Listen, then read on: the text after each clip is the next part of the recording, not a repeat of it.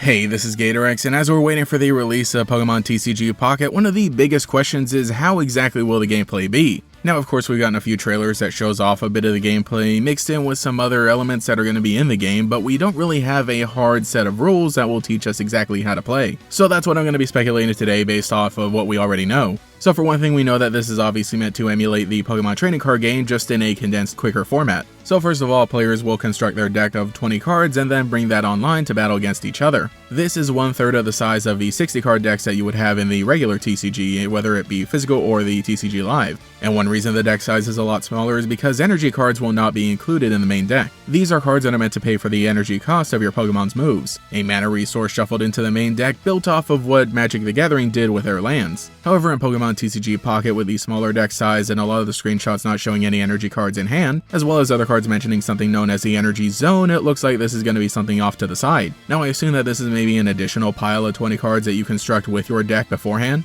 In terms of deciding which energy cards you're going to have in there, it's not necessarily something that you just pull any energy that you want at any time from, but I'm assuming that once per turn you get to attach a card from your energy zone to any one of your Pokemon, and then with additional effects you're able to attach even more. And like I said, this is very likely something that you build beforehand, choosing which specific energy types are going to be in it for each deck. Obviously to prevent you from just sticking a bunch of EX Pokemon in your deck and calling it a day. Probably very similar to the main TCG, you're meant to have like maybe 1 or 2 types per deck. In battle, players will each have one of their active Pokemon, which are the only ones that can attack, and they can have up to 3 Pokemon on their bench that can use their abilities during your turn. Again, a very condensed version from the main game. Similarly, you'll also be able to use items and 1 supporter per turn. At the moment, there hasn't been any mention of stadium cards or Pokemon tools, and again, that's something we haven't seen in the gameplay either, so I'm assuming that those are also excluded to keep things a little simpler and also to make sure that everything fits on a phone screen. Once your Pokemon have enough energy for a certain move, at the end of your turn, you can attack your opponent in order to inflict damage. And of course, once a Pokemon receives damage equal to or higher than their HP, they're knocked out and your opponent gets a point. From what we're seeing, there is going to be a point system rather than a prize card system. So instead of needing to draw 6 prize cards to win a game, you instead need to earn 3 points by knocking out 3 of your opponent's Pokemon.